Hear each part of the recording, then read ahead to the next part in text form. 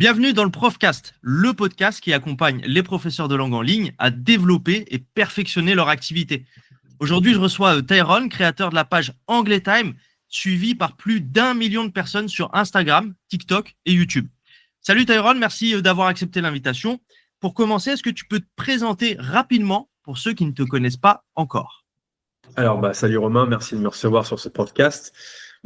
Pour résumer très simplement ce que je fais, moi, c'est Tyrone de Anglais Time. Et tout simplement, mon but, c'est d'accompagner les adultes francophones à se remettre à l'anglais sans stresser et en kiffant. Voilà, c'est aussi simple que ça. Ok, merci pour cette présentation. Il y a un truc direct qui va du coup rejoindre la première question que j'ai à te poser. Tu dis en kiffant. Et ça, c'est un truc, je trouve, qui te correspond très bien, hein, si on connaît un petit peu ton compte. C'est que justement, tu fais du contenu qui est vachement divertissant, entre guillemets. Tu fais aujourd'hui partie des créateurs les plus identifiables, dans le monde des profs de langue. C'est un truc qui était prévu dès le départ ou ton style, il s'est imposé naturellement au fur et à mesure du contenu que tu as publié? Alors ça, je l'ai prévu dès le départ. C'est-à-dire que moi, je pense que là où je me différencie des autres professeurs plus tradis, c'est qu'à la base, je vais être honnête, hein, j'ai un cursus aussi dans le marketing. Donc, ce que j'ai fait avant même de me lancer sur Anglais Time, enfin de créer Anglais Time, c'est que j'ai pris une semaine où j'ai analysé tout mon marché. Je suis allé sur Instagram, TikTok, YouTube, marché francophone, marché anglophone, et j'ai analysé les forces et les faiblesses de tous les acteurs qui étaient en place à ce moment-là. Et je me suis dit, OK, maintenant, euh, qu'est-ce que je peux faire pour me différencier? Je veux dire, quel personnage je peux jouer, mais c'est pas un personnage parce que de base, je suis quand même un mec qui est comme ça dans la vraie vie. Mais en gros, sur quel point je peux accentuer ma personnalité pour me différencier.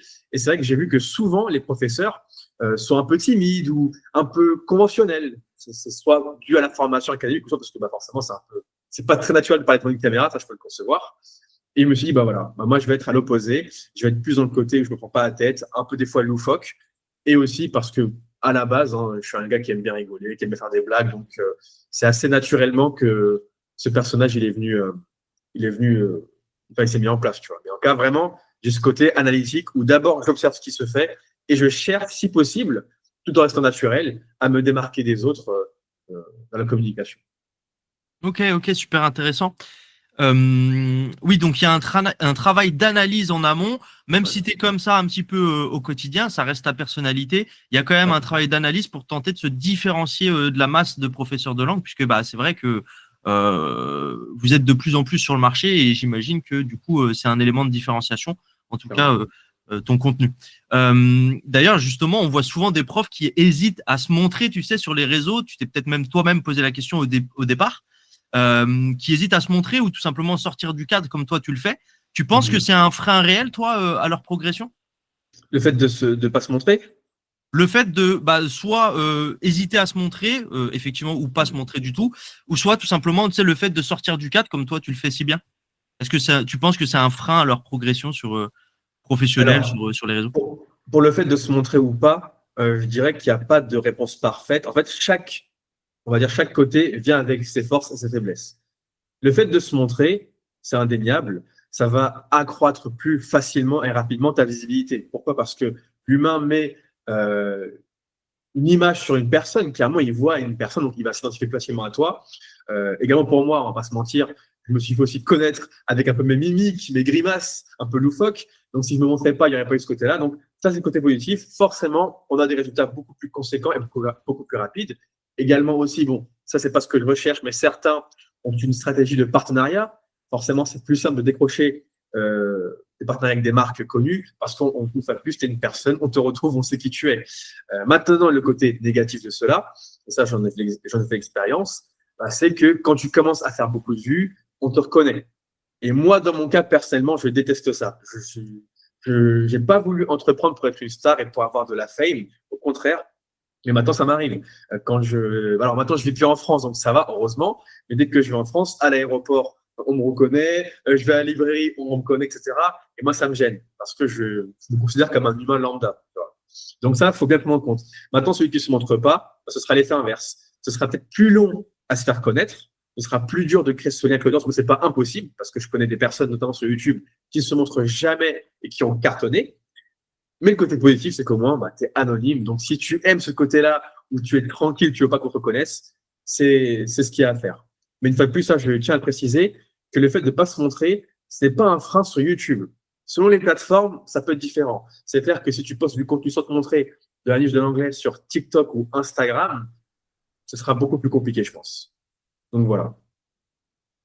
Pourquoi, selon toi, ça serait plus compliqué sur TikTok, Instagram, comparé à YouTube? C'est une bonne question. En fait, ça, je t'aurais Tu devrais dit. pas forcément l'expliquer, mais tu le constates en tout cas, ouais. En fait, c'est un constat. C'est un constat que j'ai pu faire même dans différentes niches ou même différents amis à moi qui sont dans d'autres business.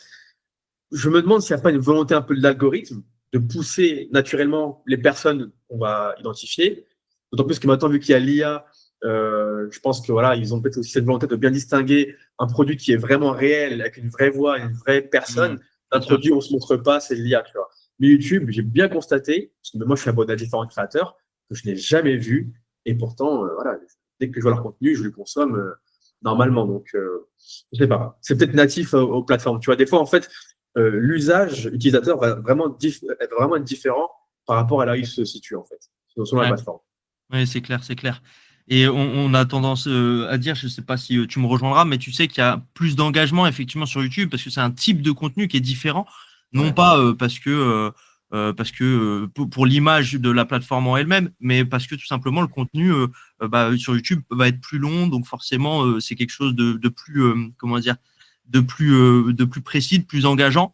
Et du coup, c'est ce qu'on associe à YouTube, c'est généralement des prospects plus engagés comparé, contrairement par exemple à TikTok, où là, effectivement, à l'inverse, on a des prospects qui consomment frénétiquement du contenu et du Voilà. coup, qui peuvent être une source de revenus pour un professeur, mais beaucoup moins qualitatif, c'est vrai, qu'une plateforme comme Oui. YouTube.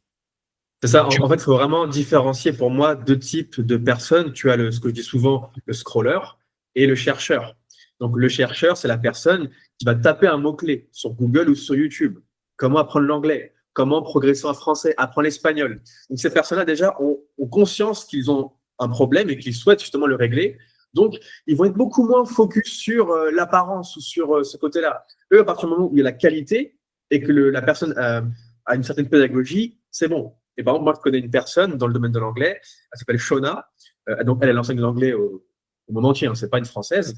Et pour te dire, elle fait des gros chiffres et son chiffre d'affaires vient principalement de base du fait qu'elle avait un blog. Ça fait 10 ans qu'elle a un blog, elle a fait plein de leçons, etc. Elle ne s'est jamais montrée et ça ne l'a pas empêché de cartonner. Alors que sur Instagram, j'ai vu qu'elle s'est lancée, bah, ça n'a rien à voir. Là, elle n'a pas du tout les mêmes scores, etc. Donc, bon, elle fait aussi des ads, mais ça pour dire que le scroller, lui, il faut beaucoup plus de choses pour l'alpaguer. Le chercheur, on va dire qu'il est beaucoup plus sérieux au départ. C'est une bonne, c'est une bonne comparaison, ça, le coût du scroller et du chercheur. Et effectivement, bah, en fait, la nature même du prospect, elle change directement. En fait, le scroller, en fait, c'est finalement comme interpeller quelqu'un dans la rue. Du coup, c'est vrai que c'est beaucoup plus difficile d'avoir son attention et son Voilà, intérêt surtout. Là où effectivement le chercheur, en fait, il a déjà un problème, il le conscientise déjà. Et par conséquent, bah là, à l'inverse, ça va être beaucoup plus facile d'éveiller son intérêt. C'est très intéressant ce que tu dis, du coup. Donc, si je résume, en gros, effectivement, non, il n'y a pas de règle exacte. Maintenant, c'est vrai que à l'ère de l'IA, ça peut être intéressant de développer, en gros, bah, de se montrer, de développer un espèce de personal branding, donc une espèce de marque personnelle sur les réseaux, bien que ça soit pas obligatoire. Et du coup, ça m'amène à une question. En parlant de l'IA, de l'intelligence artificielle, est-ce qu'aujourd'hui, c'est quelque chose que toi, tu utilises dans ton business? Ah oui, tous les jours. Moi, ça, je ne vais pas faire le mytho. Oh non, l'IA, oh là là. Au contraire, je vais être en fait honnête. Aujourd'hui, c'est comme lorsqu'Internet est apparu, hein, dans notre univers, les gens étaient réfractaires. Oh, pourquoi ça va nous remplacer? Mais en fait, il faut comprendre une chose. Que tu pleurniches ou pas, ça ne va rien changer. Le monde, il évolue. Donc, tu as soit ceux qui vont finir par continuer de pleurnicher et ils vont se faire remplacer et ils vont aller pour l'emploi, je ne sais pas où là. Ou tu as ceux qui ont compris qu'il y a un problème, ok, oui, c'est vrai, alors, l'IA, mais qui vont utiliser cette nouveauté à leur avantage. Et moi, c'est clairement mon cas. Aujourd'hui, il n'y a pas un jour où je n'utilise pas ChatGPT. J'ai même pris le premium. Donc, ChatGPT m'aide à créer du contenu, il m'aide aussi à structurer mes cours, même aussi des fois à me corriger quand je crée une leçon, par exemple une leçon de grammaire. Par exemple, je vais lui envoyer, bah tiens, fait en sorte de me la simplifier encore plus et enrichit là avec des gens supplémentaires. Tu vois, en fait, faut vraiment se dire que pour moi, l'IA, c'est comme l'argent. C'est-à-dire que ça peut être un mauvais maître ou un bon esclave. Voilà. Moi, c'est mon esclave, entre parenthèses. C'est moi qui contrôle l'IA. J'ai un contrôle sur lui. Je lui fais les prompts. Je lui dis comment il peut m'accompagner pour aller plus vite. Voilà. Mais en aucun cas, je laisse me remplacer et me dire, ah, c'est fini pour moi. J'arrête, tu vois. Ça, il faut vraiment bien le comprendre. Et à mon sens, aujourd'hui, je vais être franc. Sans l'IA, je serais peut-être 2 fois, 3 fois moins productif. Voilà. Donc aujourd'hui, une fois de plus, je pense qu'il faut arrêter d'être un peu binaire et qu'il faut savoir prendre les bonnes choses. Certes, il y a du mauvais dans l'IA, on le sait, mais une fois de plus, en tous les cas, l'évolution est là. Donc c'est soit tu l'utilises à ton avantage, soit tu meurs. Voilà. Je ne veux pas être plus franc. Oui, c'est clair, c'est très clair. On a bien compris le message. Non, mais je te rejoins complètement. Il faut savoir vivre avec son temps, en fait. Et généralement, je pense qu'il y a aussi, tu sais, une peur sous-jacente. C'est les personnes qui vraiment qui sont réfractaires à ce genre d'outils. Une peur de se faire remplacer, alors que je pense pas que ça soit vraiment le but. On parlait de personal branding juste avant. L'idée aussi, c'est que les gens, ils ont envie de comment dire, de se raccrocher à un humain, à ses émotions, à ses valeurs. Et vous ne ferez pas remplacer comme ça du jour au lendemain. L'IA aujourd'hui, c'est un super stagiaire en fait. Pour, comme tu le disais, toi, tu prends l'offre premium, je crois qu'elle est à peine plus de 20 euros. Ouais, c'est ça. 20 euros, vous avez un stagiaire. 99, je crois. Oui, c'est ça, c'est ça. Et vous avez un stagiaire et sans obligation légale, quoi. C'est ça. Et là aussi, quand même, je tiens à rassurer mes confrères et mes consoeurs dans l'enseignement, c'est que oui, c'est indéniable, l'IA va remplacer des métiers. Moi, je le vois par exemple aujourd'hui, pas besoin de graphiste. Hein. Malheureusement, désolé pour mes amis graphistes. Voilà. Je n'en ai plus besoin maintenant. Mais par contre, il y a des secteurs où l'IA ne pourra pas nous remplacer, notamment, ou en tout cas, ce sera très marginal. C'est les secteurs où il y a cette relation humain-humain. Et notamment dans l'enseignement, oui, effectivement, on pourra avoir des IA qui vont devenir des professeurs, mais une IA ne pourra jamais faire des grimaces comme moi je l'ai fait. Une IA ne pourra jamais avoir cet humour. Ou faire, tu vois ce que je veux dire? En fait, c'est ce côté purement humain, parce que c'est un robot, en tous les cas. Donc, il y a un côté artificiel. Et c'est pour cela que faut pas paniquer dans la mesure où, à mon avis, bon, on sera peut-être mort d'ici là, hein, mais l'IA ne pourra pas parfaitement reproduire tout ce qu'on fait en termes en tant qu'humain. Alors que d'autres métiers, effectivement, là, c'est plus compliqué. Et pour agrémenter mes propos aussi, je suis tombé sur le site, j'ai oublié. C'était un site très sérieux en Angleterre. Je ne sais plus si c'était en lien avec la BBC ou je ne sais plus. Et en fait, ils avaient fait des statistiques sur combien de pourcents de chances ton métier, tu as combien de pourcents de chances de te faire remplacer par l'IA selon ton métier. Tu sélectionnes ton métier. Et voilà, je vous rassure, pour les professeurs, on était vraiment dans les métiers les plus bas, quoi, parce qu'il y a trop ce côté humain et ce côté interaction. Donc voilà. Ok, super. Mais oui, je te rejoins complètement. Je te rejoins complètement. Aujourd'hui, en tout cas, on n'en est pas à ce stade. Et aujourd'hui, l'IA, c'est seulement, on va dire, seulement toute proportion gardée, un super stagiaire. Voilà, c'est ça. Pour parler d'un autre sujet, Tyrone, toi et moi, on a déjà travaillé ensemble. Je sais que tu t'es déjà fait accompagner aussi par le passé. Ça, c'est une question que j'ai jamais eu l'occasion de poser à quelqu'un dans le Profcast.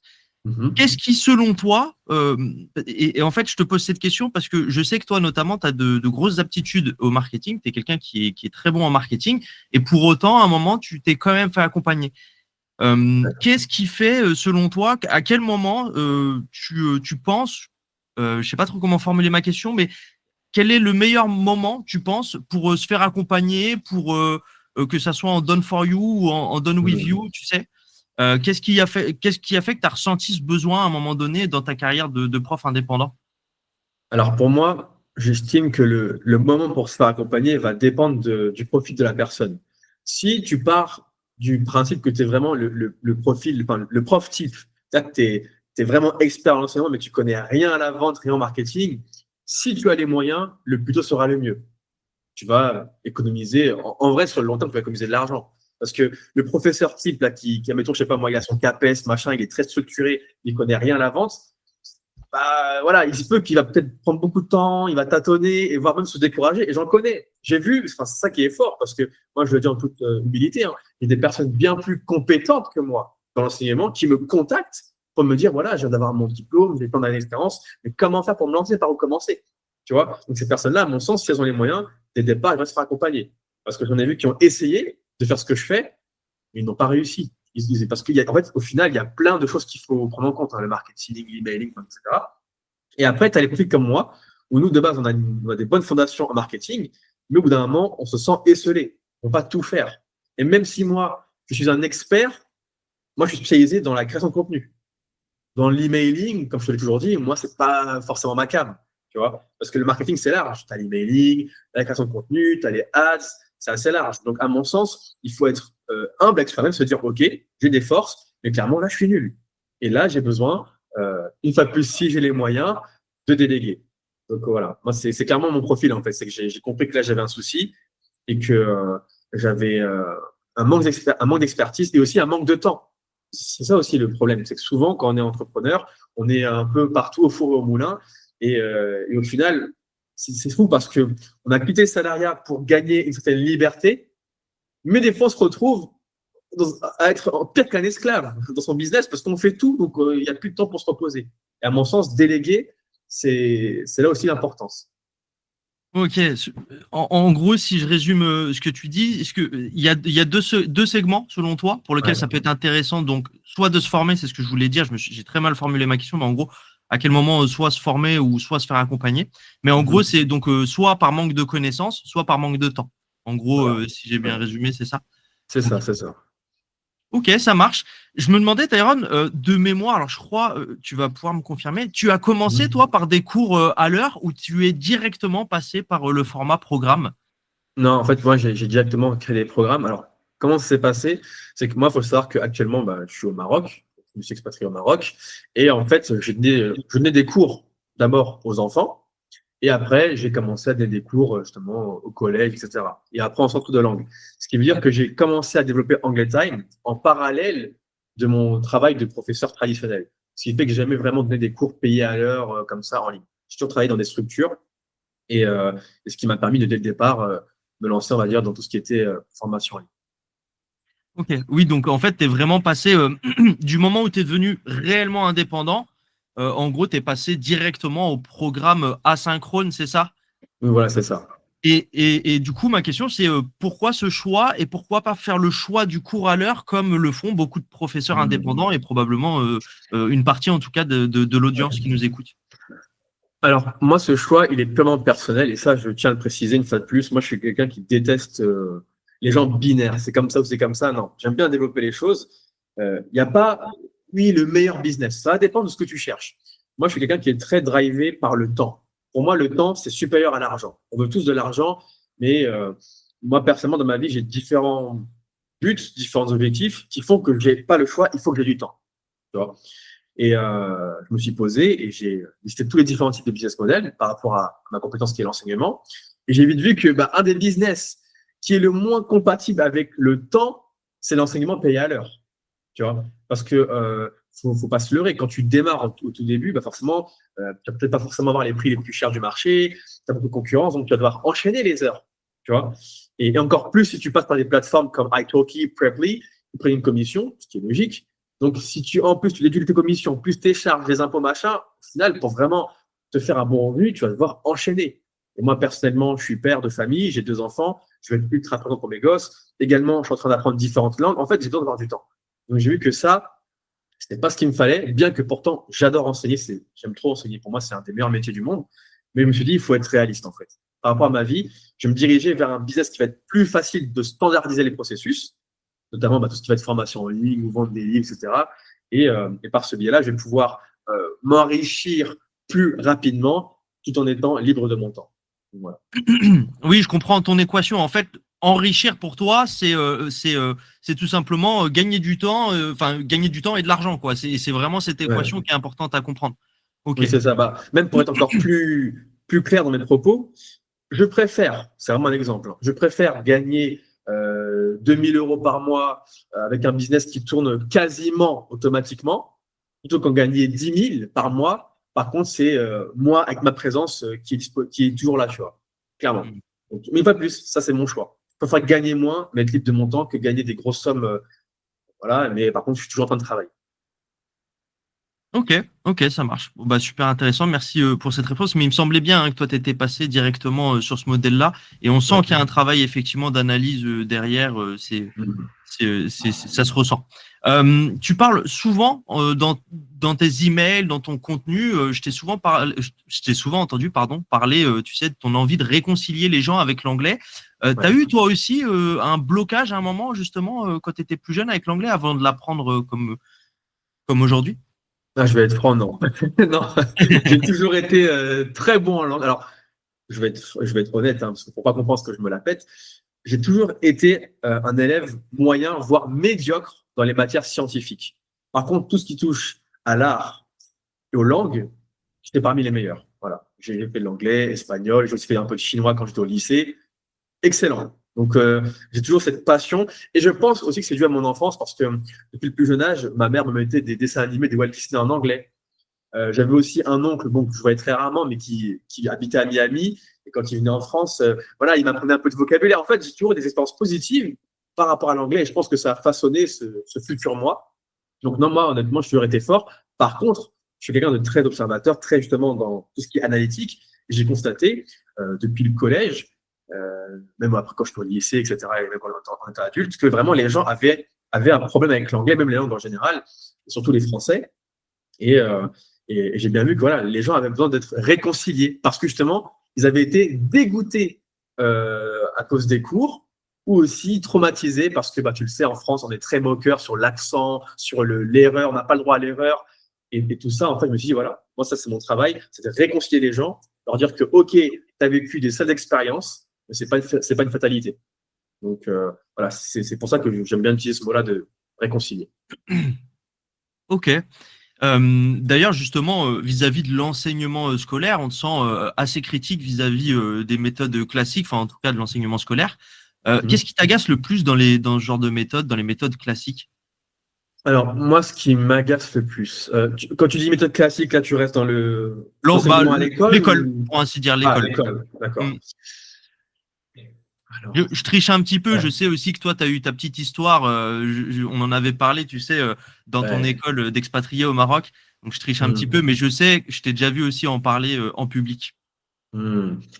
Euh, Moi, ce qui m'agace le plus, c'est que on va des fois, je pense, imposer un programme aux élèves qui n'est pas forcément prioritaire par rapport à leurs besoins. Bah, je m'exprime. Par exemple, moi, quand j'étais professeur, je me rappelle, j'avais 2 chapitres où je devais enseigner à mes élèves de cinquième le vocabulaire de la chevalerie, Arthur, la table ronde, ça m'a rendu fou cette histoire. Et je vais être ultra franc, même moi, il y avait des mots que je ne connaissais pas. Donc, je devais moi-même, au préalable, apprendre ces mots pour ensuite l'enseigner à mes élèves. Et ça, je me dis, mais c'est quand même fou cette histoire, parce que je parle anglais couramment. Je parle tout le temps avec des natifs. Et là, on me demande d'enseigner du vocabulaire qui n'est pas prioritaire. Mes élèves ne sont même pas capables de commander un burger chez McDo. Et moi, je dois leur apprendre comment on dit côte de maille, une lance, monter à cheval, tu vois. Et c'est pour ça, justement, que les gens sont dégoûtés. C'est qu'ils n'ont même pas appris à faire du vélo, qu'on leur dit, tiens, conduis l'hélicoptère, et tu te débrouilles. Donc, et c'est aussi une des causes qui fait que j'ai quitté l'enseignement traditionnel, c'est parce que j'étais trop en électron libre et je voyais qu'au bout d'un moment, ça dérangeait. Parce que tout le monde fermait sa bouche et moi, j'étais, non, mais ça, c'est pas possible, non, mais ça n'a aucun sens. Et voilà, au bout d'un moment, je dis, c'est bon, je peux pas changer le système, donc je vais me barrer et faire le mien, quoi. Donc, à mon avis, c'est un des premiers trucs. Et, ah oui, et l'autre point, bah, qui est critiquable, c'est pas forcément les professeurs, parce que les profs, comme moi, je pense qu'on subit. On veut gagner sa vie, bah voilà, on tape dans un système, bah, tu fais quoi? T'as pas trop le choix, tu vois. Donc, c'est pas vraiment les professeurs. Donc, moi, je pense qu'on nous appose un programme qui n'est pas totalement corrélé avec la réalité. Et aussi, dans le côté école, c'est que des fois, bah, les classes sont bondées aussi, il faut dire la vérité. Moi, actuellement, là, j'apprends l'arabe. Bah, mon prof, il est là que pour moi. Donc, j'avance beaucoup plus vite que dans une classe. Quand tu as des élèves qui font le bazar, l'autre il dort, l'autre dès qu'il ouvre la bouche, on se moque de son accent, l'autre c'est le meilleur, c'est le gros faillot, il laisse personne parler. Tu vois, en fait, il y a trop, dans un même cours, les profils sont trop différents. Or, on propose un programme qui est standardisé pour plein de personnes différentes. Donc, automatiquement, il y aura des disparités et les personnes qui sont considérées comme faibles ou nulles elles seront rapidement mises de côté et elles vont se convaincre qu'elles sont nulles et que c'est C'est eux, en fait. Le problème vient d'elle-même. Hmm. Oui, ok. Donc pour toi, il y a deux problèmes. C'est que un problème de priorité, en fait, avec du coup cette fameuse anecdote qui m'a toujours fait beaucoup rire sur le vocabulaire de la chevalerie. Et le deuxième problème, c'est un problème de profil, de personnalisation de l'enseignement. Euh, Ok, je comprends bien. Et c'est vrai que c'est des méthodes, je sais pas ce que tu en penses, mais c'est des méthodes qu'on voit de plus en plus. Je sais que toi, tu as, un peu déjà cette approche, et je la vois de plus en plus pardon, dans le monde des profs de langue en ligne, des profs de langue indépendantes, tu sais, cette approche un peu conversationnelle, pratique. Euh, Toi, je sais que, alors je sais pas si tu vas pouvoir nous parler aussi un petit peu de ton actualité, mais ton dernier programme, je sais qu'il avait un petit peu ce côté pratique, si je dis pas de bêtises. Alors oui, c'est clair que le côté pratique, c'est la base, parce que justement, l'autre problème de l'enseignement, en tout cas en France, c'est qu'on est beaucoup trop théorique. Voilà, c'est que on gratte du papier, on apprend des règles, mais il faut pas oublier qu'une langue vivante, il faut justement la faire vivre. Et ça passe par quoi? Par la communication. Or, on peut le constater, tu as des personnes en France qui ont passé 10 ans sur les bancs de l'école à apprendre une langue, pourtant ils sont toujours incapables de parler simplement. Donc, ça, c'est un vrai problème.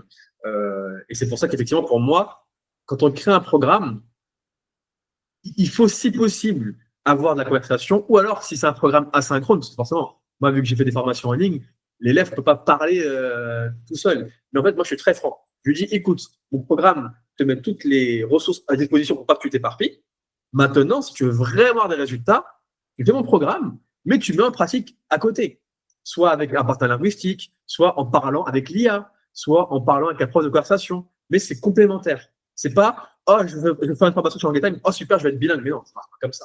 J'ai beau te mettre les meilleures informations à disposition, sans pratique, sans t'immerger à côté, tu n'auras aucun résultat. Et c'est là aussi que je mets en garde les élèves, c'est ne pensez pas qu'en achetant une formation, ça va régler votre problème. Ah non, c'est pas possible. Il faut la partie théorie et la partie pratique. Oui, bien sûr. Ça demande un certain investissement, ça demande de pratiquer. Et oui, complètement. Et d'ailleurs, tu dis un truc qui m'intéresse un petit peu. Tu parles du coup de ton programme. Et on en parlait tout à l'heure. Toi, tu n'es pas passé par ce step de cours à l'heure. Est-ce que c'est difficile de créer un programme? Est-ce que c'est difficile de centraliser, de créer une chronologie dans l'information comme ça pour un élève? Oui, forcément, c'est quand même assez exigeant.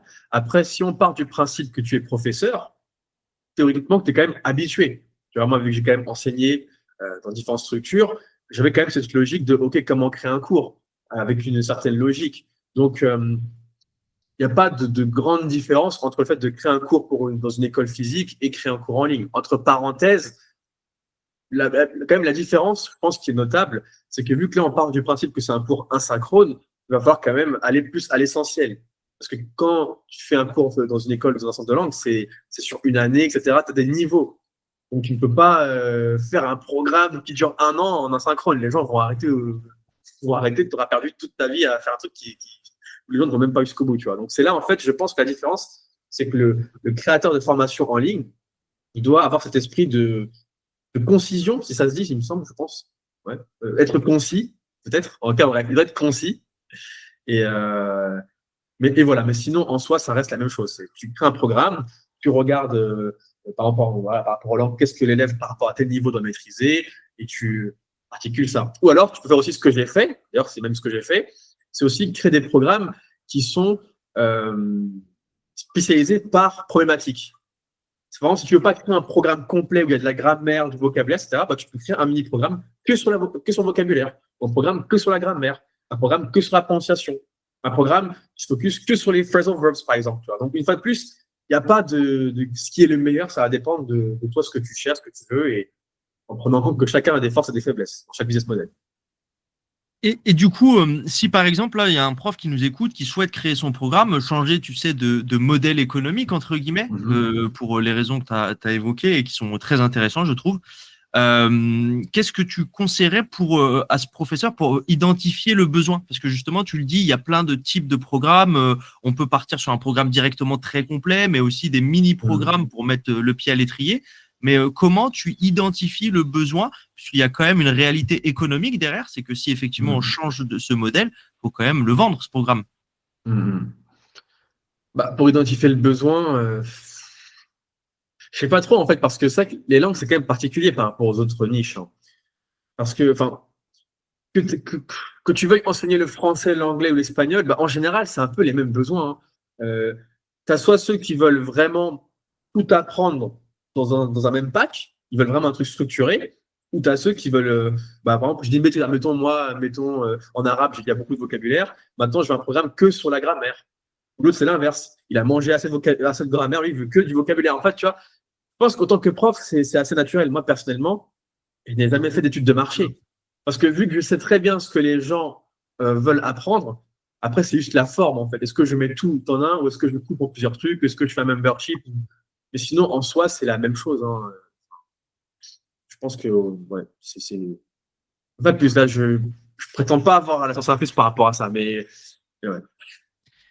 Il y a un truc que tu dis qui est assez intéressant, mais c'est que effectivement, dans tous les cas, tu es au contact de ton prospect. C'est un peu l'avantage, je trouve, du prof justement, qui est passé par ce step, tu sais, de cours à l'heure.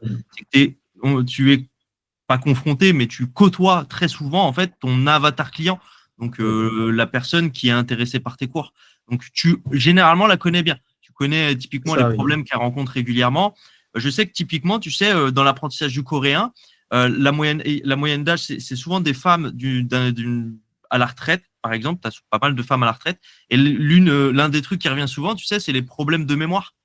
Et tu vois, en fait, ça, j'en avais aucune idée tout au départ. Et à force de côtoyer ce prospect, effectivement, c'est des choses qui viennent naturellement. Donc ça, c'est un avantage, effectivement, si vous êtes encore aujourd'hui, si vous réalisez des cours à l'heure sur Preply, Italki ou même si vous êtes déjà indépendant, c'est quelque chose qui est très important de collecter ce genre d'informations.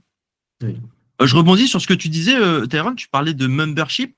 Justement, je crois que toi, tu es en pleine, comment dire, t'es en pleine, tu restructures un petit peu ton activité. Est-ce que tu peux nous en parler un petit peu de ce que un peu tu as l'intention de faire, en tout cas ce que tu peux nous dire, et Ouais, aucun effectivement problème. pourquoi tu as décidé de restructurer tout ça?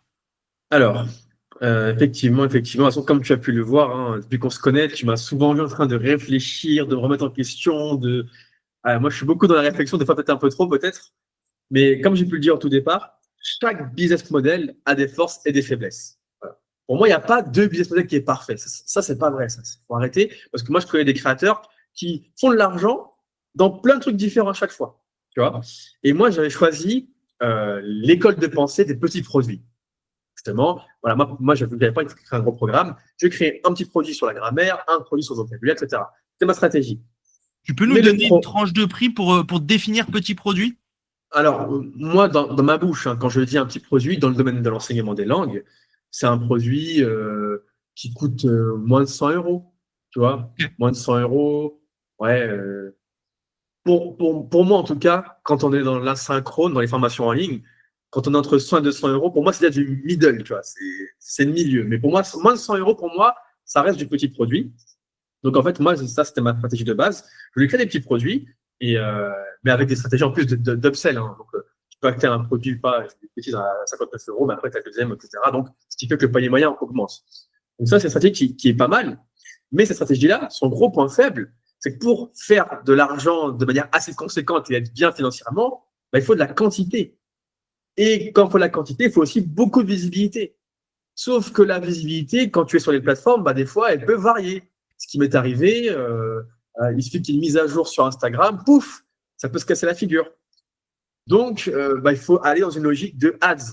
Mais les ads, c'est aussi un coût. Et vu que ton produit n'est pas très cher, enfin, tu vois, en fait, il y a toute cette problématique, moi, qui m'a un peu gavé, c'est de me dire, ah ouais, ok, c'est intéressant parce que vu que le prix n'est pas cher, tu peux facilement convaincre les gens qu'ils achètent. Mais d'un côté, il faut beaucoup faire du fast-food. Ouais, il faut enchaîner les quantités. Et ça m'a un peu embêté. Donc, je me suis dit, OK, moi, j'ai pas non plus envie de me poser 6 mois, un an à créer un gros cours en asynchrone. Je veux un truc qui puisse, on va dire, prendre les forces de chacun. Et c'est pour cela qu'à l'instant T, je me suis dit, pourquoi pas faire un programme de membership, tu vois, où les gens peuvent payer mensuellement ou annuellement pour avoir du contenu, tu vois. Là, à mon sens, ça prend ce qu'il y a de mieux. Parce que moi, j'ai le temps d'alimenter ma plateforme, tu vois, j'ajoute du contenu frais. Donc, c'est pas je me bloque pendant 6 mois et après, je dois faire un gros lancement. Non. Et en même temps, il y a différents plans. Parce que le gars peut soit payer mensuellement, soit trimestriellement ou soit annuellement. Donc, en fait, tu peux plus facilement te faire un revenu qui est récurrent et qui est plus stable avec ces différents types de paiements. En fait, tu peux taper en différentes psychologies d'achat. Le gars qui est super motivé va sûrement prendre l'annuel, parce que c'est plus avantageux pour lui. Donc là, tu as l'argent qui tombe bien d'un coup. Et le gars plus curieux ou plus frileux peut prendre le mensuel. Tu vois. Donc au moins, ça te garantit plus facilement un revenu et tu n'es pas obligé de faire autant de quantité qu'un petit produit à 59 euros. Oui, en gros, d'un point de vue purement modèle économique, tu es passé d'un modèle petit produit avec achat unique, en fait, à un Ouais. modèle où il y a une récurrence et une récurrence d'achat, ce qui te permet une meilleure stabilité. Et du coup, qu'est-ce que ça implique du coup sur ton programme? J'imagine que le programme en lui-même, il change ou c'est juste un accès du coup à tout ce que tu as déjà créé? Alors là, je précise bien, à l'heure où je vous parle, à toi et aux internautes, là, je suis encore en train de réfléchir, de structurer. Donc là, je n'ai pas encore lancé ça. Là, c'est quasiment sûr que je vais me lancer dessus. Là, justement, je structure. Et par rapport à ta question, pour mon membership, en fait, là, ce qui est bien, c'est que j'écris des produits que je vais intégrer à mon membership et en amont aussi, en plus, plutôt, je vais continuer à alimenter. Donc, en fait, c'est ça qui est bien, c'est que je pars pas de zéro. En fait, parce que c'est quoi un membership? C'est que vous avez des formations, mais moi, je vais ajouter aussi des lives pour avoir un côté interactif. Je vais aussi ajouter, pourquoi pas aussi des fois, peut-être aussi des concours, des quiz, des challenges pour mes élèves. En fait, tu vois, il y a aussi ce côté communautaire. Donc, c'est ça qui est bien. C'est qu'il y a ce côté formation en ligne où ça reste pareil, mais on va essayer d'ajouter un côté plus dynamique et plus interactif, plus humain au final. Donc voilà. Donc, on ne part pas de zéro là. Oui, plus interactif, oui, je pense que c'est le mot, plus ludique, plus interactif, avec du contenu, des échanges. Là où jusqu'à C'est ça. présent, en fait, il y avait un achat unique, si je dis pas de bêtises, C'est et ça, oui, puis bah, voilà. on était vraiment sur de l'asynchrone, quoi. Oui. Euh, ok, oui, donc là, on rentre dans une communauté, on rentre dans tout un écosystème que tu vas, Mhm. toi, alimenter au quotidien, et toi, Voilà. de l'autre côté, ça t'apporte une certaine stabilité, j'imagine. C'est ce que je vise et aussi pourquoi je me suis dirigé vers ce business model-là. C'est parce que moi, j'aime bien être pragmatique, tu vois.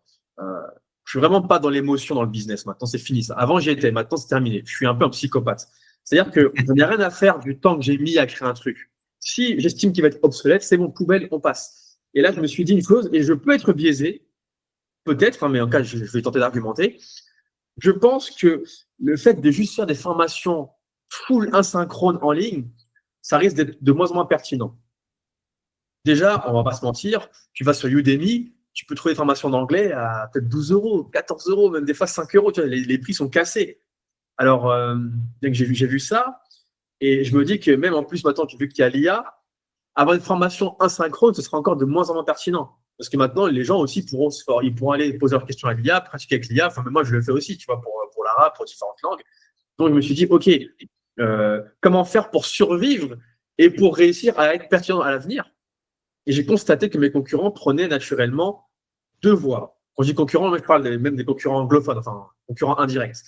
Tu avais soit ceux qui partaient vers de l'accompagnement, donc ils ont une plateforme asynchrone, mais ils vont faire des coachings ou des cours de conversation, ou tu as aussi ceux qui vont plutôt aussi faire des plateformes comme je compte faire de membership, tu vois, où là, il y a un abonnement, il y a ce côté communauté, il y a un peu des lives ici et là.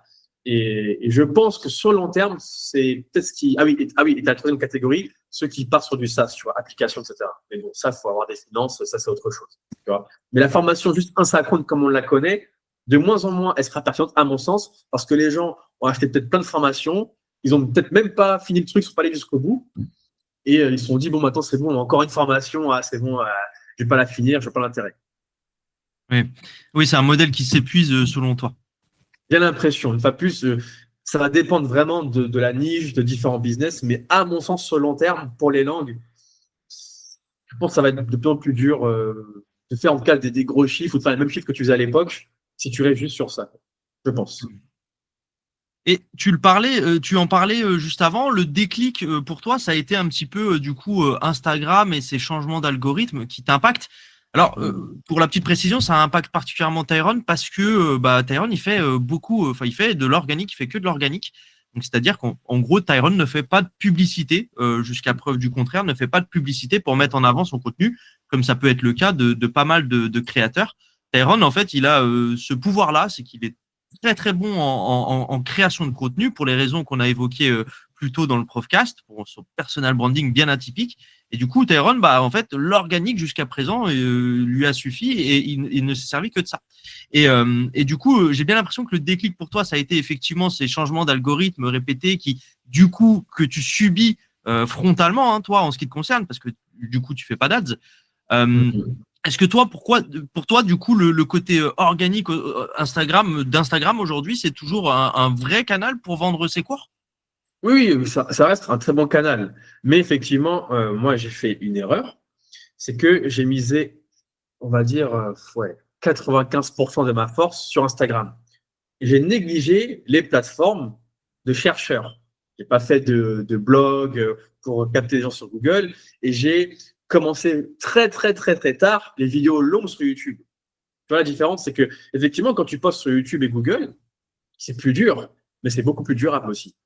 Tu vois, moi, je vois des personnes qui ont posté des vidéos il y a 10 ans, peut-être même 15 ans, et elles sont encore référencées. Donc, ça leur apporte un flux continu de prospects sans devoir, comme moi, là, poster souvent du contenu sur Instagram. Parce que quand tu postes un reel ou un short, la durée de vie, elle va être de quelques jours. Allez, si tu as percé peut-être une semaine, etc. Tu vois ce que je veux dire? Donc, tu es toujours dans cette logique de produire, produire, produire. Et c'est là où moi, je me suis dit, ah, j'ai fait une erreur. J'ai trop mis ma force sur Instagram. J'ai trop négligé YouTube ou cette plateforme plus durable. Et maintenant, bah, à la moindre mise à jour, bah, je vois que mes vues peuvent baisser. Et du coup, je dois fournir plus d'efforts pour avoir le même résultat que j'avais avant. Donc, c'est fou un peu. Ce que dit Tyrone est très intéressant parce qu'en fait, il y a une notion sur Instagram, TikTok, ce genre de plateforme, il y a une notion d'éphémère en fait. C'est-à-dire qu'effectivement, votre contenu, il va pas disparaître.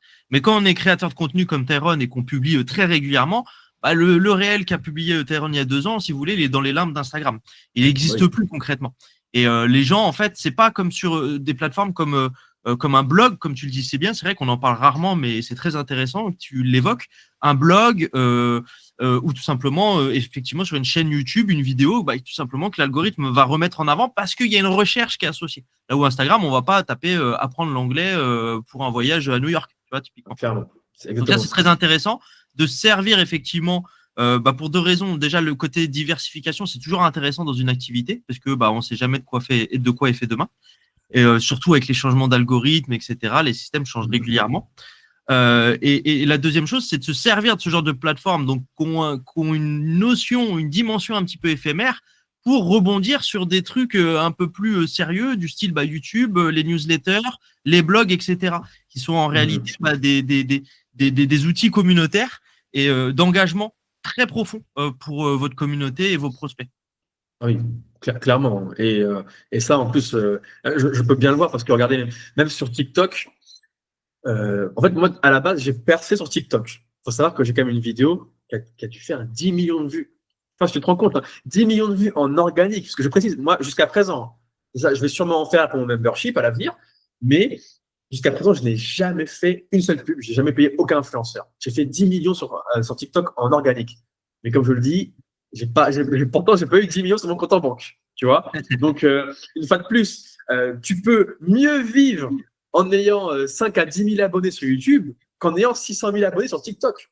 Parce que le niveau de qualification du lead n'est pas du tout le même selon telle ou telle plateforme. Tu vois. C'est pour ça que pour moi, le créateur de contenu intelligent, le prof intelligent, s'il peut, il doit miser sur une plateforme de type scroller. Donc, du coup, pour les profs, Instagram, parce que TikTok, franchement, enfin, l'argent, c'est vraiment pas du tout top.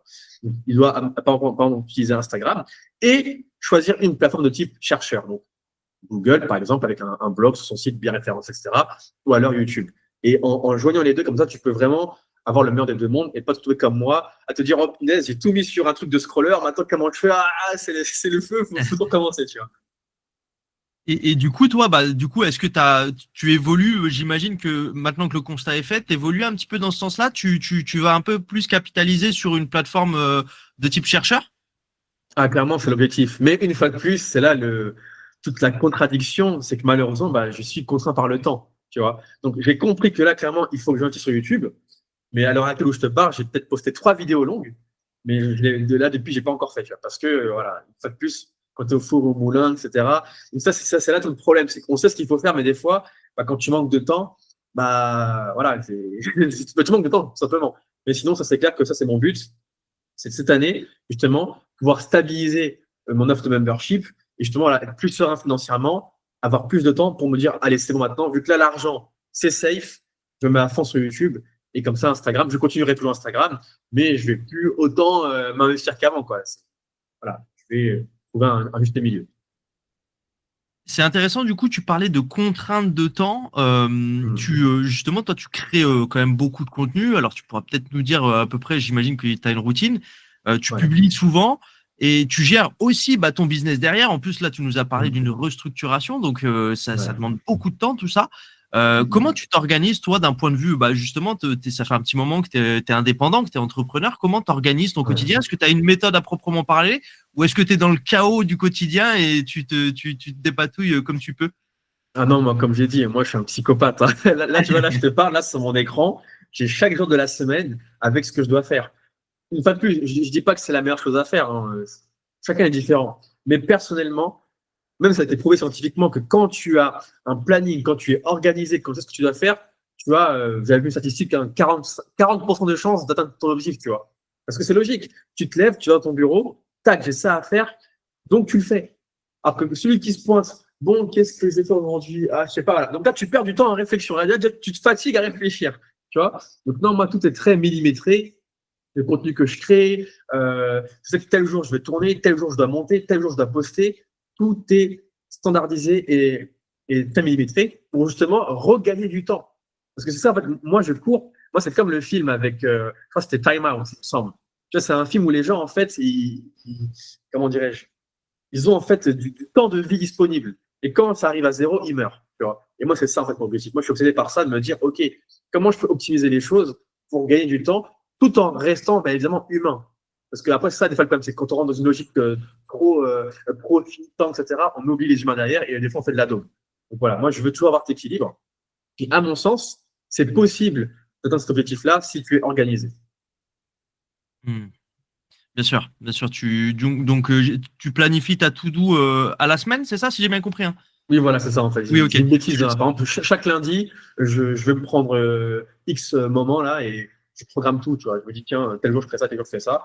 Et même des fois, quand vraiment je suis à fond, il m'arrive même de batcher du contenu. Par exemple, le lundi, je vais créer toutes les stories de la semaine. Le mardi, je vais tourner tous mes règles de la semaine. Tu vois. Voilà. Tu fais du Et batch cooking, quoi. ouais, voilà, ça c'est vraiment pas mal quand vraiment tu as le temps, que tu es bien organisé. Et après, voilà, moi, c'est réglé comme ça. Au moins, quand des fois je suis malade ou des fois je suis contraint, moi, je m'en fous parce que vu que le contenu a déjà été créé, hop, je le poste et je suis tranquille. Alors que celui qui crée du contenu au jour le jour, là, pour moi, là, c'est très risqué parce qu'il y a trop d'imprévus qui peuvent arriver dans la journée et du coup, qui peuvent te contraindre à ne pas poster. Donc, à mon sens, c'est mieux d'être organisé. Oui, puis c'est un truc, tu sais, là on en est au septième Profcast, et c'est un Hmm. truc, bah, les personnes qui viennent ici, naturellement, c'est des personnes qui sont entre guillemets, enfin qui sont un minimum successful, donc qui ont du Hmm. succès dans ce que probablement vous qui écoutez recherchez, et c'est Hmm. quelque chose qui revient souvent, l'organisation, Ouais, la routine, etc. ouais, Et effectivement, tu le dis assez bien, si vous faites trop les trucs à la dernière minute, sans prévoir, bah, il peut y avoir des interférences, hein, si j'ai bien ouais, compris. En gros, clairement, c'est ça l'idée. clairement. Ok, super, Tyrone, bah, c'est super intéressant. On approche gentiment de la fin du podcast. Bon, j'ai quelques éléments de réponse pour ma prochaine question. J'allais te demander, en gros, c'est quoi la prochaine chose que tu aimerais oser en 2025, par exemple, mais que tu n'as pas encore fait? Et tu nous as déjà donné quelques éléments de réponse, mais il y a peut-être quelque chose qu'on sait encore pas. Non, bah écoute, moi pour 2025 hein, et même à l'avenir, comment je me vois à l'avenir pour Anglais Time? Bah, avoir un membership si possible. Voilà. Euh, avec une plateforme que je vais alimenter, cet aspect communautaire, faire des lives, vraiment donner un maximum de valeur à mes élèves sans pour autant les dépouiller parce que moi, pas plus, c'est personnel ce que je raconte, hein. Chacun est différent. J'ai vraiment envie, effectivement, comme tout le monde, de gagner de l'argent, mais je veux aussi faciliter les personnes. Moi, ça ne m'intéresse pas de faire des coachings à 2000 balles, 4000 balles, etc. Je veux réconcilier le maximum de personnes avec la langue anglaise. Donc, ça passe aussi par des prix qui vont être justes, où tout le monde peut gagner. Moi, je gagne ma vie, je suis content, et vous, en même temps, vous progressez en anglais sans pour autant vous enlever une côte, tu vois. Ça, c'est mon objectif. Donc, le membership, où tout le monde est content, et créer du contenu sur YouTube hein, pour avoir justement des listes continuelles, continuellement, sans me fatiguer tout le temps, tu vois. Sinon, après, j'ai pas forcément d'autres ambitions. Je compte pas faire une école physique de langue ou quoi qu'est-ce. Non, moi, je suis quelqu'un, tu vois, je veux rester très simple dans mes affaires. Et je suis pas du tout le profil de gars qui veut absolument faire le million, je veux tout péter. Non, non, pas du tout. C'est pas ce qui me motive. Je veux faire de l'argent comme tout le monde, mais avant tout, moi, je veux faire un truc que j'aime et qui vraiment apporte quelque chose d'utile aux gens. Tu vois. Donc, moi, j'ai une logique, je suis pas anticapitaliste, je suis pas non plus capitaliste à 100%, mais tu vois, voilà, essayer toujours d'avoir un juste milieu et pas toujours être tout blanc, tout noir. Bien sûr. Mais c'est très intéressant parce que je pense que c'est un discours dans lequel beaucoup vont se reconnaître, en fait. C'est que les gens veulent apporter de la valeur, veulent aider, mais vivre confortablement. Oui, c'est ça, en fait. Tout le monde trouve son compte et tout le monde est content et voilà, il n'y a pas de problème, quoi. C'est simple que ça. Pour conclure, Tyrone, bon, je te remercie déjà beaucoup pour ta transparence et pour tes réponses. Et pour conclure, bah, pour moi, l'une de tes forces, hein, est vraiment, si ce n'est même la force de Tyrone et d'Anglais Time, c'est vraiment ce personal branding bien atypique. Franchement, si vous ne Merci. connaissez pas, je vous suggère vivement d'aller voir. De toute façon, il y aura tous les liens dans la description. Euh, Merci. Qu'est-ce que tu dirais à un professeur qui nous écoute là en ce moment et qui souhaite effectivement un peu plus personnaliser son contenu, rendre son contenu un peu plus reconnaissable, en gros, développer sa marque personnelle, son personal branding? Quel conseil tu pourrais lui donner? Bah, ce que je peux lui recommander, c'est déjà faire ce que j'ai fait, c'est d'analyser tous les concurrents. Moi, c'est ce que je fais, parce que j'ai fait différents business, hein. J'ai aussi fait du e-commerce à l'époque, etc. Donc, toujours, on se pose, tu prends une journée et tu prends ton tableau Excel, ton calepin, et tu analyses tous tes concurrents. Tu notes leurs faiblesses, leurs forces. Tiens, lui, il a percé. Pourquoi? Quels sont les éléments qui font que cette personne particulièrement, elle a réussi? Ah, lui, son humour. Ah, lui, il a une manière de faire un montage. Ah, lui c'est sa structure de vidéo. Lui, c'est le hook. Tu vois, c'est ce que j'ai fait, hein. Et ensuite, une fois que tu as le meilleur, tu dis, OK, bah, maintenant, qu'est-ce que moi, je peux apporter par ma petite touche en plus? Tu vois? Et, euh, et à mon sens, voilà, c'est ça. Et aussi, avoir une partie, je pense, quand même, accorder un peu de temps à la partie théorique, enfin, se former au marketing, quand même, aux fondamentaux. Tu vois, c'est quand même assez important parce que moi, je suis un peu biaisé. Vu que je suis formé au marketing, tout ça, je le fais naturellement. C'est comme dans mon sang, naturel. Mais si là, on part du principe qu'on s'adresse à un professeur CAPES, traditionnel, etc., lui, voilà, il faut, si possible, se former ou se faire accompagner par une personne qui va te donner cette connaissance jusqu'à ce que ça devienne aussi pour toi naturel. Tu vois. Et après, l'autre conseil que je peux donner, c'est pas non plus jouer un rôle.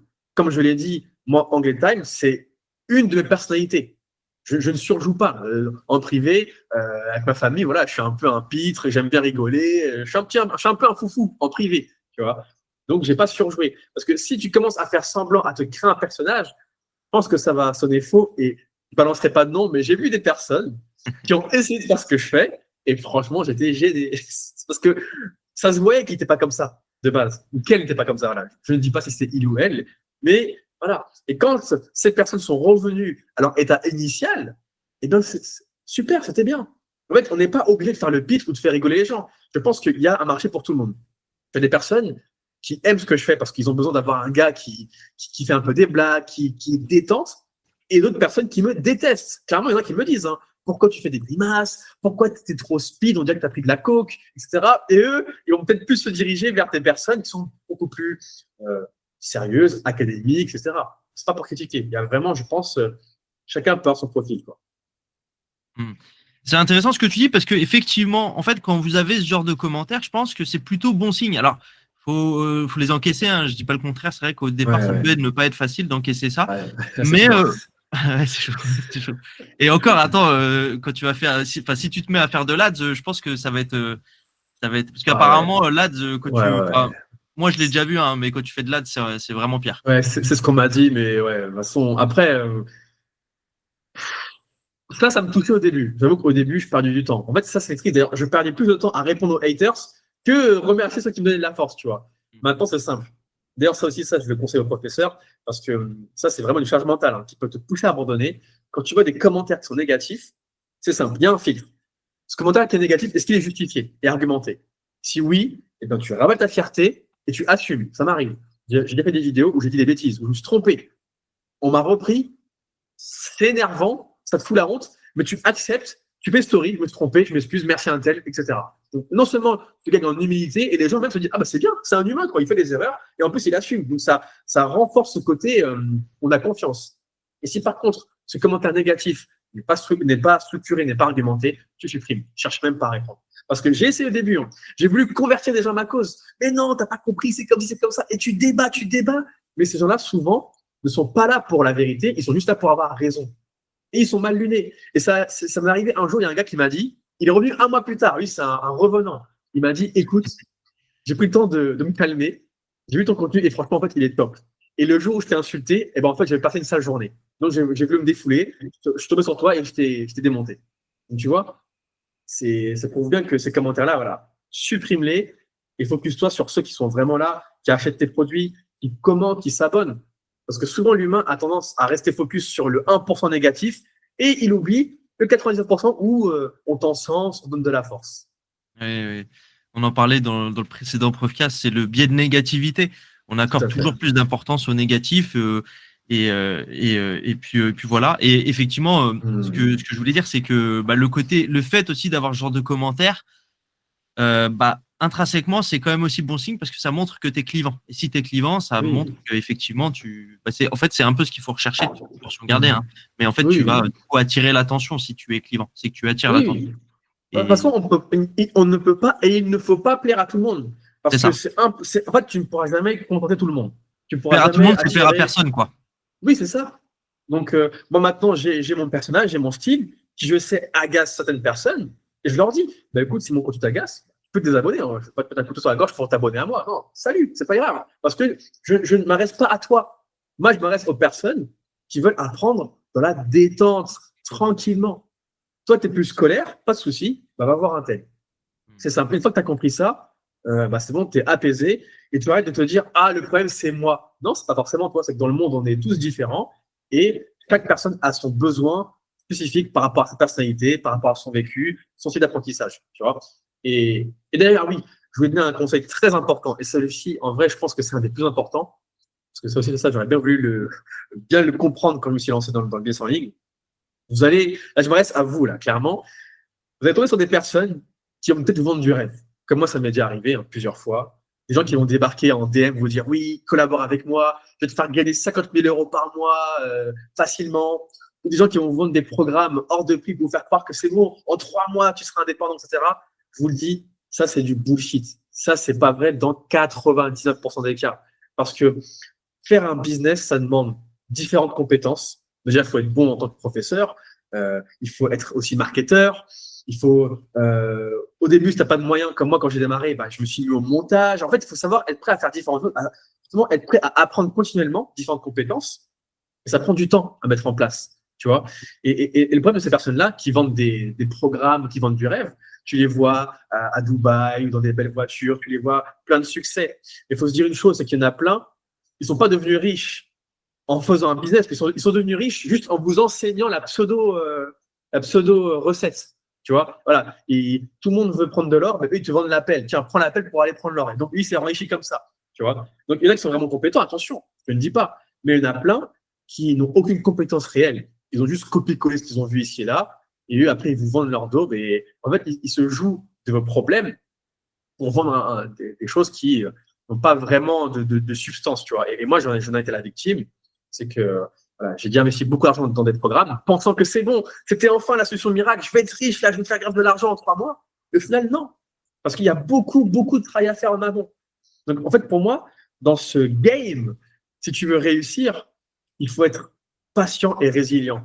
Et arrêter de regarder les gens qui ont un lifestyle de malade. Les belles voitures, l'argent. Ceux qui te font croire, oui, maintenant, moi, je travaille que 2 heures par semaine et à la fois, je suis bilingue, à la fois, j'ai de l'argent et j'ai une belle femme et j'ai des beaux gosses et j'ai un Doberman. Il faut arrêter avec ces bêtises-là. Non, c'est pas vrai, en fait. La vérité, la majorité, on galère tous. On a tous des challenges. On a tous des fois des moments où le chiffre d'affaires, il se casse la figure. C'est jamais un long fleuve tranquille.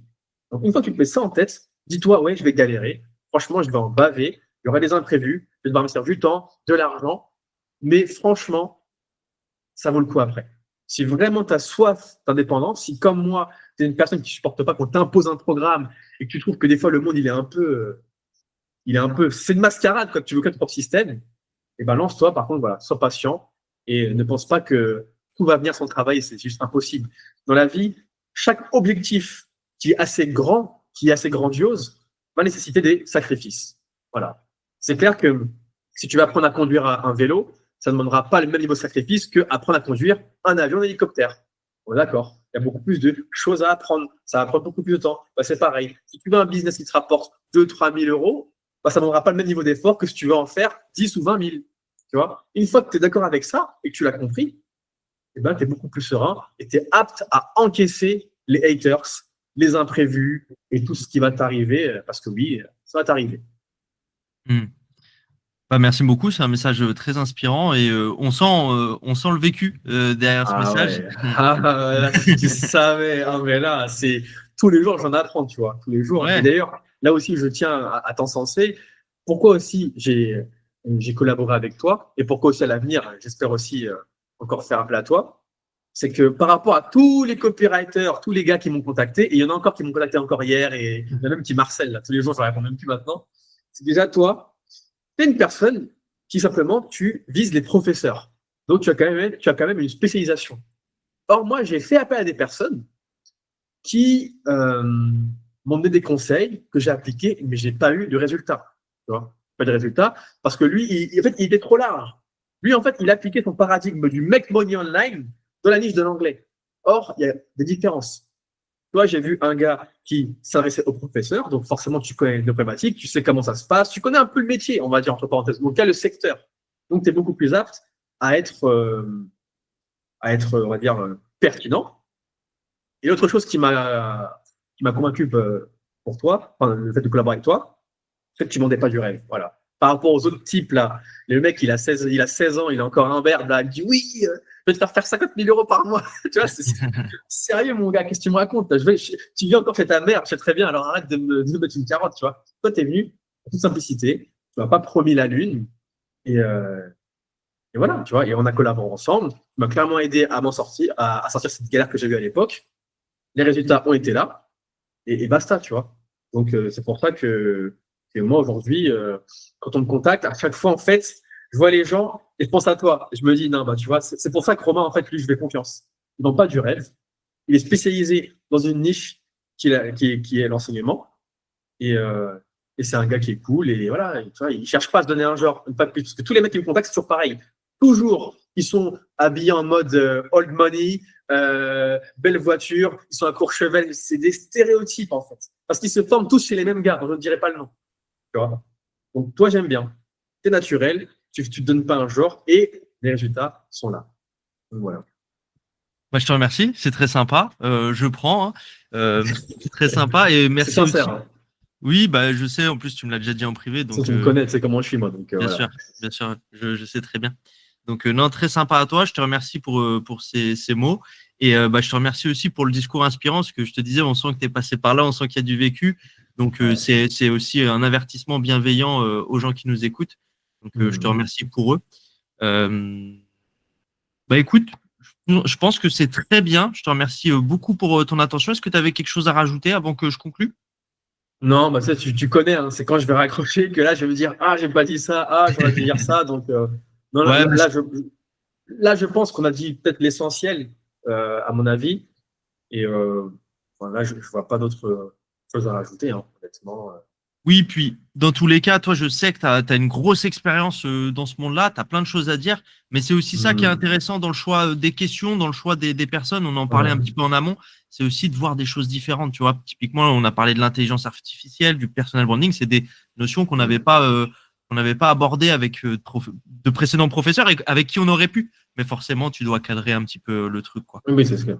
C'est clair. Et d'ailleurs, à ce propos, bah, j'espère, hein, parce que c'est ça aussi le problème, c'est que des fois, enfin, attention, parce qu'on va croire que je me la pète. J'allais dire quand tu as des connaissances, mais tu vois ce que je veux dire. Enfin, quand tu as une certaine expertise dans un domaine, des fois, tu as tendance à peut-être être un peu trop large, ça va en tous les sens. Donc, j'espère que j'ai été assez concis, assez nuancé, et que du coup, vraiment, les personnes vont comprendre ce que j'ai pu expliquer. Parce que c'est vrai que des fois, je pense des fois, hein, un peu partir dans tous les sens.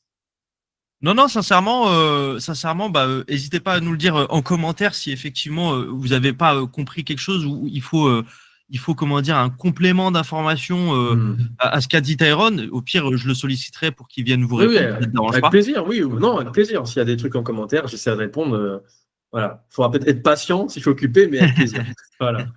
Mais non, à mon sens, tu as été très clair. Tu vois, moi-même, je connaissais déjà beaucoup de ce que tu avais à dire et j'étais là à t'écouter religieusement.